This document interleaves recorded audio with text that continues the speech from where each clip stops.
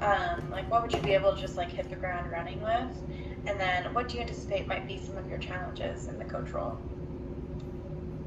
I think based on my soft skills, I could say that I know how to strike conversation. Like I get around people easily, and I am also aware of the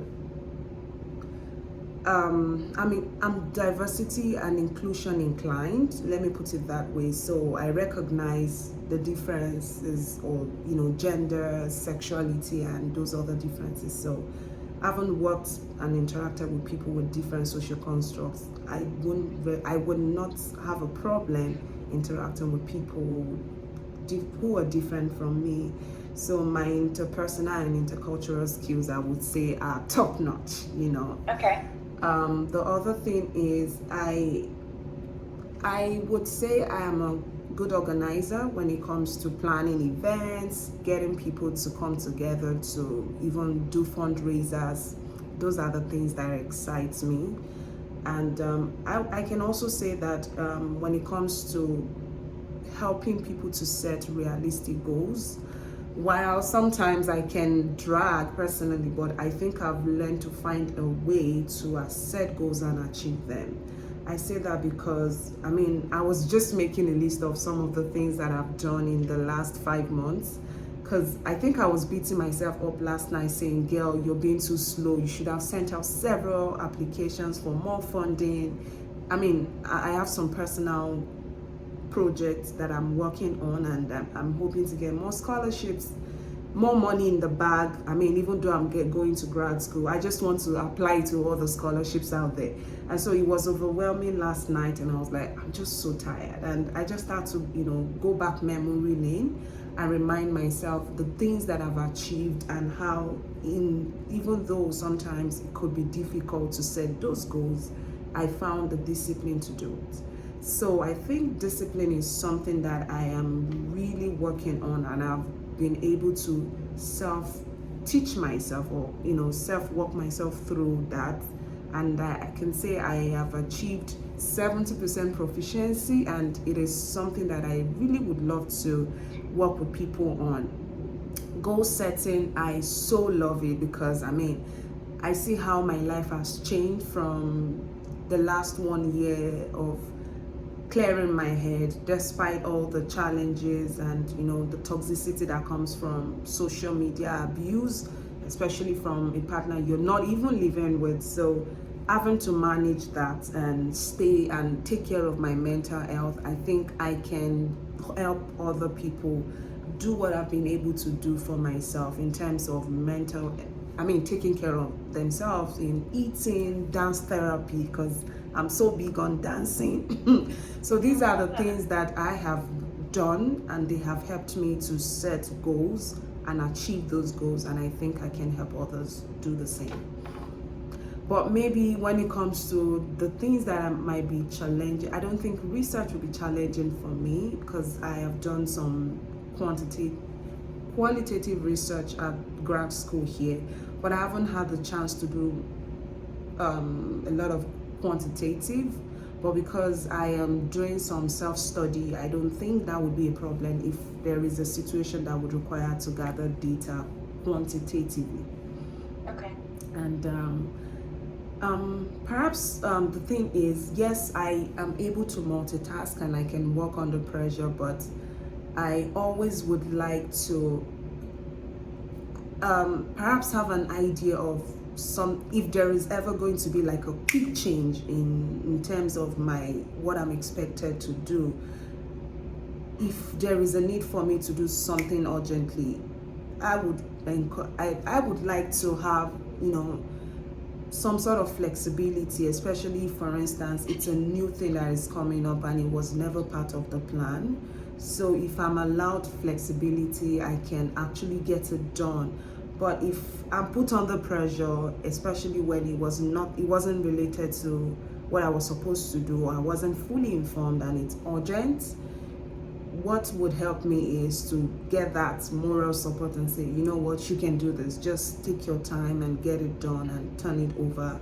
But I as much as I can multitask and work under pressure, I don't work well in an environment where I'm blamed for what wasn't really my faults, and so it breaks me, and I can get really emotional. I might not overreact, but it might impede my productivity because I like it. I think I do well when I'm encouraged than when I get a feeling that you're not doing enough. I don't know if that makes sense. Definitely. Yeah, no, that totally makes sense. I feel like that is the case for so many of us. I feel like it's only human to not work well under those type of circumstances. And like I mentioned earlier, I really feel like in my approach to managing our MSW coaches, something that I'm really protective of y'all's time and boundaries as students. Like you're here and you have a commitment, right, to be here, but I'm never going to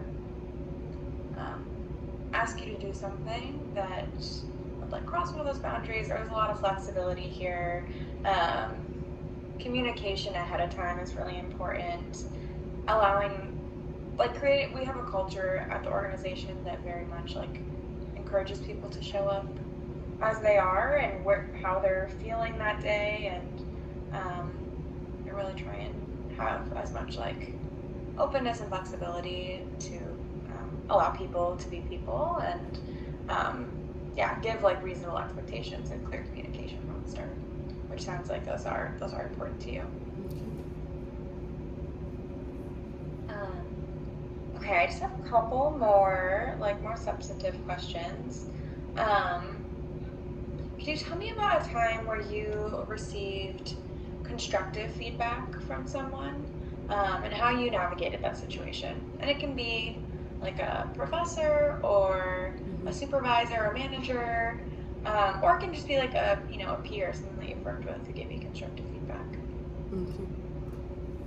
I can relate one or two, specifically from my experience as a graduate student at the University of Alabama.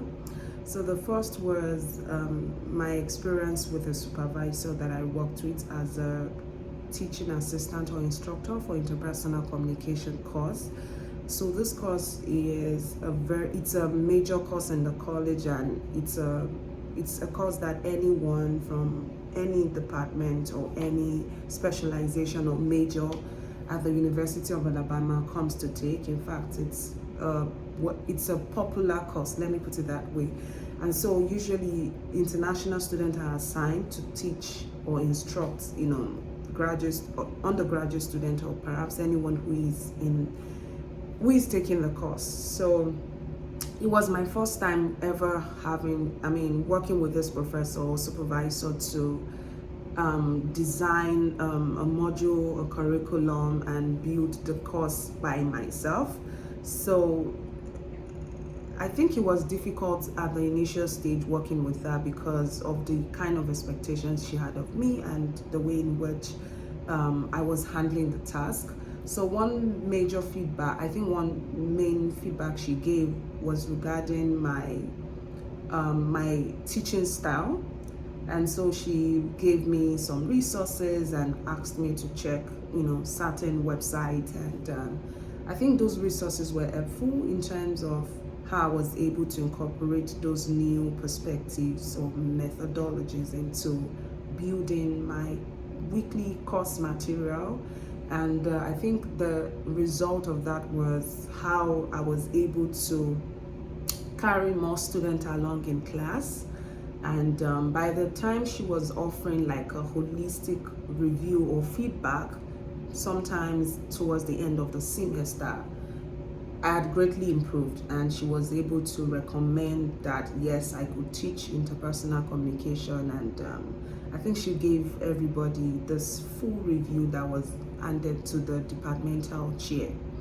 And the other example is regarding, every time you get feedback from professors in terms of your writing, in terms of your article critique, or citing sources, APA, like, did you do this well, your citation, your font, those feedbacks, sometimes when you open the Blackboard Learn or your pay personal section of the website, I mean, as a student, you get this feeling, oh my god, what has this professor said again?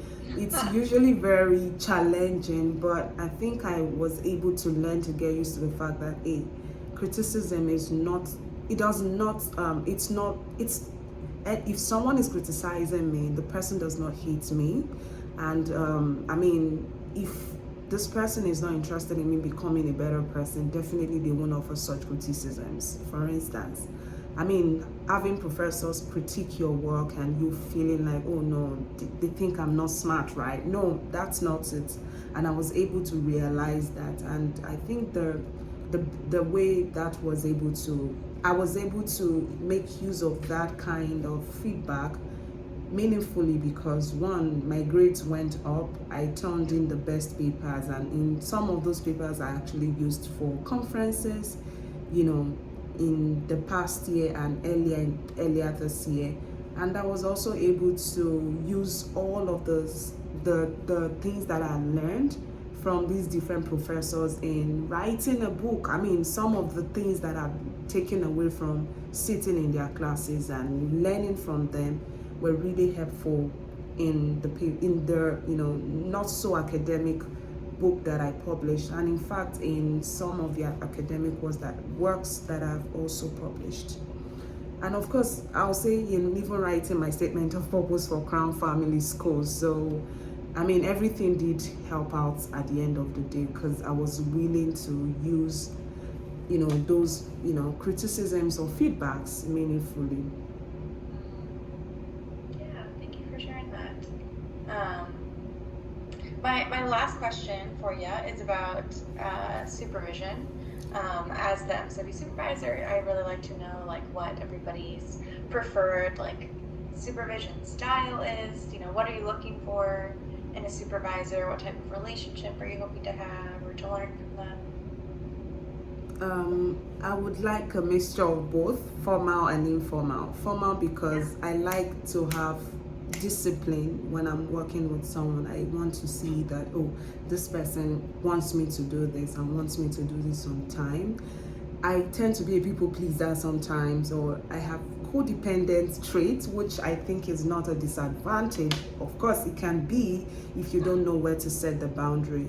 And so if I know that, oh, this person, a supervisor, is really looking up to me to get something done, my instinct is not to disappoint. And so I know that I have to get the work done. So I would love a supervisor that can be not strict, perhaps the word is not strict, but is very formal when I have to get things done in a very structured and timely manner. And I also like a supervisor that is also flexible. Life may happen to me and life may happen to all of us. And I'm not saying this because I'm anticipating a bad or terrible thing to happen, but if there is ever a situation, I should be able to see my supervisor as someone, as a friend, even though this person is not a friend. I mean, not a therapist, right? But someone that I can talk to and say, hey, this came up. Is it possible that I get a little more time, or is there someone that can help me out with this? But I definitely want to assure you that this is not going to be an everyday thing, but I'm just saying that if that ever happens, it makes sense to have, hypothetically that would happen, it makes sense to have a supervisor that is also, you know, empathetic. Yeah, that makes sense. So I'm hearing the first piece of that is wanting a supervisor who like is structured, organized, and can have the like accountability piece with you around and like be really clear about expectations. And then the other piece is having like the flexibility and just like humanity to allow for like things that come up and being understanding of that and allowing you to like be your whole self in our relationship. Does that sound right? Yes, you got it. Okay. Yes. Okay. Okay, so those are all of my like bigger questions. A couple of just logistics questions. Do you have any sort of like scheduling constraints? I know that typically Crown students do their field placements on Tuesdays, Thursdays, or Fridays. Do you have any reasons that you can't do one or any of those days? At the moment, no. So I say no because I don't fully understand what the schedule would look like. But I think based on the way they are going to be choosing our courses for us, the thing is they are aware of the fact that we're going to be working with one organization or the other. And so the courses would be designed for full-time students in such a way that they can also get to go for their field placement on either of these 3 days you mentioned. But the other thing that I may want to figure out later, maybe sometimes end of July or as soon as I get that feedback, is I haven't still gotten full funding from Crown, so I am looking at other sources to fund. But even if eventually I get a full tuition waiver, which is what I'm really negotiating for, I will still have to get an on-campus job, excuse me, that can help me pay everyday bills or at least support me significantly in terms of housing or rent and utilities and all.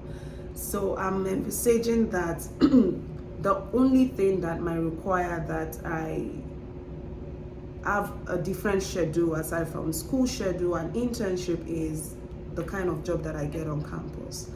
But if I'm able to, for instance, I have these two things are fixed and they cannot bend for a job that I will be doing on school or on campus. Two things that are fixed are my internship and my classes. So if, for instance, I have a schedule with Lyft and I already know my schedule with school, whosoever it is that is going to employ me definitely would work with my schedule or whatever it is that I present to them. And I would only be able to take a job that would accommodate these two priorities. These are my priorities. Every other thing is just secondary, just at least to live and survive. Yes, totally. No, that makes sense. Just keep me posted. It's important to us that folks are able to make their Lyft schedule work with their other priorities, and having a job is definitely one of those priorities. So just keep us posted on how we can be flexible. Our hours are 9 to 5 every day, Monday through Friday. So as long as you can fit in your 2 days a week, which is 16 hours a week every week within those hours, that works for us. So as we get closer, we can kind of finalize schedules and make that work. Cool. Okay. And then the other question, any language fluency, the ability to conduct a one-on-one, emotional conversation in a language besides English? But it's not Spanish. But I can speak my mother tongue very fluently, which is Yoruba. And I don't know if you would ever have a client who is Yoruba speaking, but of course, since it's Chicago, there are Africans there or Nigerians, and so you might one day have someone who is Nigerian, and I can speak the Yoruba language very well with the person. I speak that very fluently on an emotional level. But I can make effort to learn. I speak Hausa as well. It's also a Nigerian language and it's quite popular, but I'm still at the intermediate level. But I can start off, but I might get confused along the line. And I'm also learning Spanish as well. At least I can introduce myself and just do the preliminary part of a conversation, but I can sustain it for long. Okay. Yeah, no, that makes sense. And that's, we don't require that everyone has, language fluency outside of English, but it's just good for us to know so that we have a sense of what our staff capacity is for bringing on members who have different language abilities. So that's good for us to know. Okay, those are all my questions. Do you have any questions for me about Lyft, about the placement? I know some of the unique factors I think about Lyft are the 12-month nature of the placement and the paid component of it. So if you have any questions about that, I'm happy to answer. Okay. Or just anything. Yeah, I made a quick note here. So the first is, yeah, it's 2 days a week, and those 2 days can be between, like, give me option. I think you said it would definitely fit into the days that Crown has allotted for field placement. Good. But how many hours per day would that be? 8 hours per day. Okay, great. And one of those hours would be like a lunch break. So yeah, it's usually people do, like Crown students will either do like Tuesday, Thursday or Tuesday, Friday. Okay.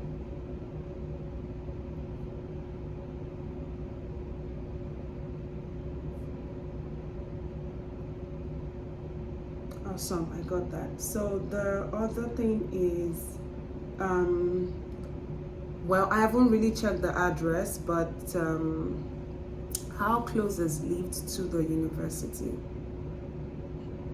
So right now we actually don't have a permanent address. Okay. We had an office in Bronzeville that we closed during the pandemic simply because we weren't using it. We've been fully virtual since March of 2020. So we closed out that office space, but we're actually reopening the option of in-person coaching. A lot of our members prefer virtual and are going to continue with that, but we want to open up the option for those who are interested in coming back to in-person to have that starting next month. So we have a membership at a co-working space in Bronzeville, which is very close to Hyde Park, Okay. where the university is. It's like the next neighborhood over. Nice. Yeah, so what I imagine in terms of like that it will be a hybrid placement Okay. where if you have in-person meetings, you would do like 1 day a week in person at the co-working space and then 1 day virtual. But right now we're kind of like still seeing like if folks really want to come back to in-person because we're not really sure. We've done some surveys and like have gotten inconclusive results. Some people are like maybe, some people are like yeah sometimes, and we're like all right, what does that actually mean for our like office operations? Yeah. And we just aren't gonna know until we try. So that's why I'm hoping we're starting that next month, and I'm hoping in like July, August we'll get like a better sense so that when our fall coaches start, we can have a way that we do this, you know. Sounds good. But we'll see. Okay. So, do you think the coaching would begin? Would it be in August or September or when? Yeah, so we're looking to do our training the week of August 22nd. So it'll probably be, and it's usually like a 4-day training. So we would probably do like Tuesday to Friday or Monday to Thursday that week of August, and then the following week you would start out with your 2 days a week. Okay. Nice. Okay. I think I got everything. You mentioned something about stipend and 12-month placement. Can you kind of explain those two other things quickly? Yeah. So those are two changes that we've made to our placement this year. The 12-month piece of it is informed by feedback from our members.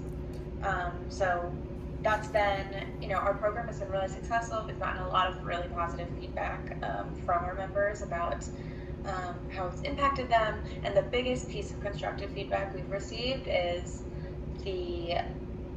how hard it is to do transitions with coaches all the time. Mm-hmm. So Makes how it had sense. been formally structured, it was like, you'd have a coach starting in like September, you'd have them until May, the academic year, and then you'd have a new coach in the summer, and then you'd have a new coach again in the next September. Yeah, and it's just like, it's hard. You open yourself up to someone, you build this like trusted relationship, you share all of your like personal goals and all these things you're going to work on together, and then you get a brand new person, and then you have to do that all over. And our program is structured to be about 2 years long, so by making the placement for coaches 12 months long, we're reducing the number of coach transitions from like a member having 6 to 8 coaches over the course of their 2 years to more like 2 to 3, which is tops. good. So that's a big a big improvement, especially when like that is our most consistent feedback we get from our members. So, that aligns with like what we know about direct service, trauma-informed care, like that transition can be like re-traumatizing for folks who have had like abandonment in their background, and so we're really passionate about this change, and that's why we're asking coaches to commit to 12 months with us, and sticking that through. And then the financial piece is also directly correlated with that. Like, one, we are a financial mobility, anti-poverty organization. It's wild that we went so long without paying our direct service workers, like our frontline workers, which is our coaches. But unfortunately, that's just like the norm in social work school, as I'm sure you've seen. Like, I think like 10% of placements in every school have any sort of paid component. Like, it is overwhelmingly unpaid. So that was a big financial shift our organization made this year, because we're like, we need to be paying our coaches. So I'm excited about that. The structure of it is going to be more heavily in the summer.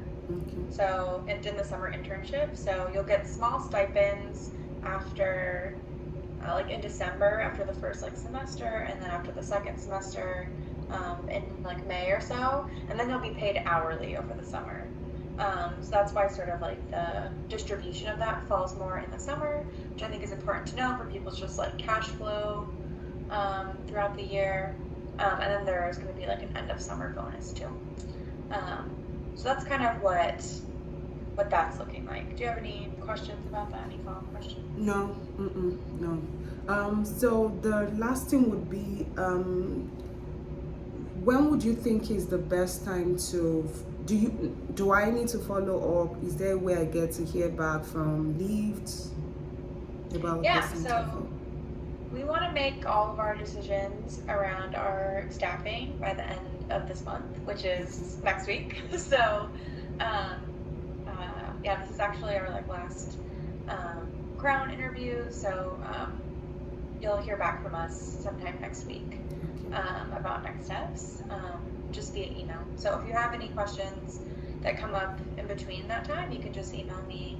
I'm happy to answer those. Okay. Otherwise, that would be the next steps. So the last thing, which is what I just thought of this over the edge, is I am currently in Tuscaloosa, and I am moving to Chicago next week, and I mean from July I will be in Chicago.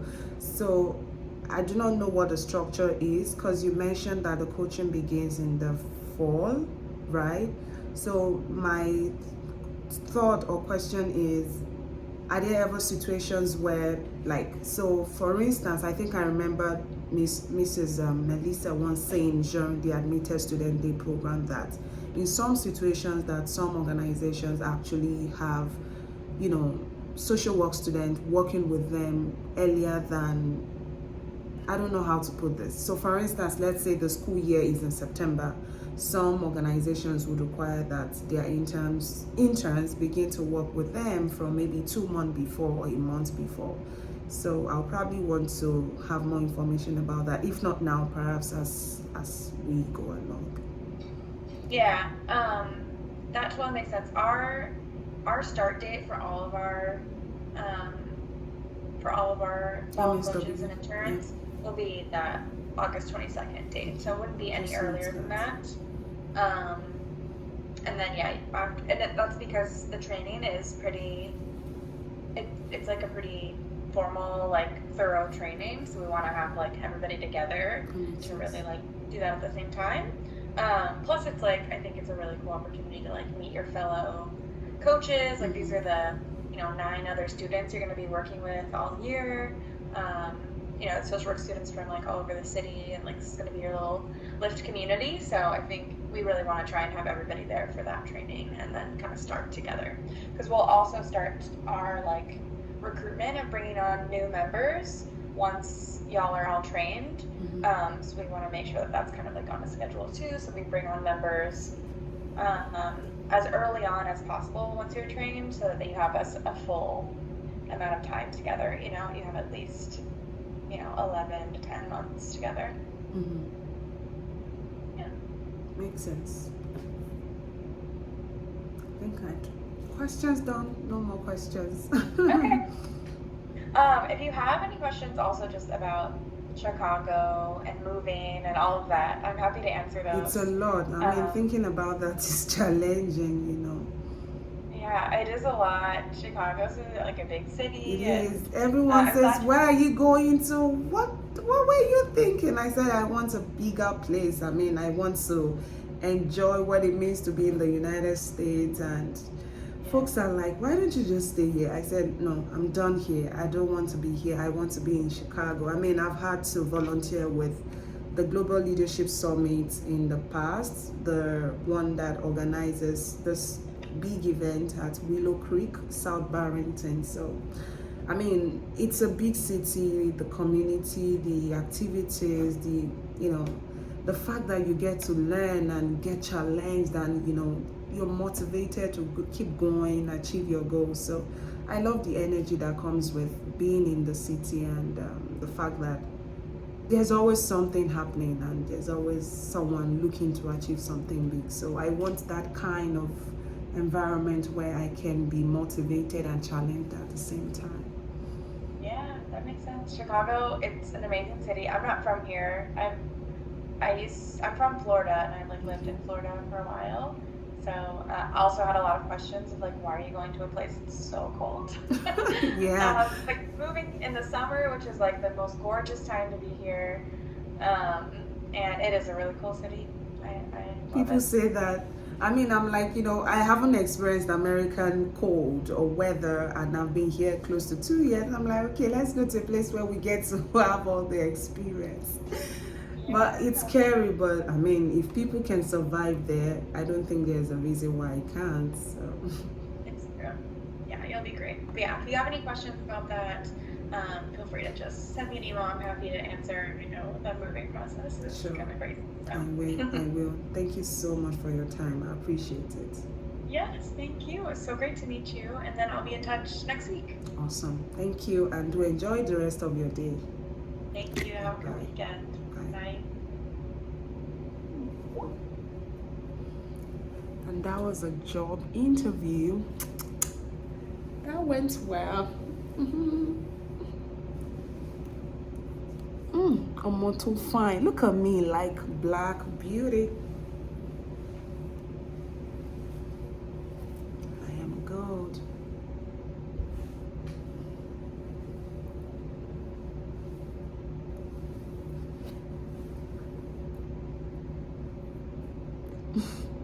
Hi guys, this is BM and I just finished the job interview. Now I am hungry and I need to take a nap.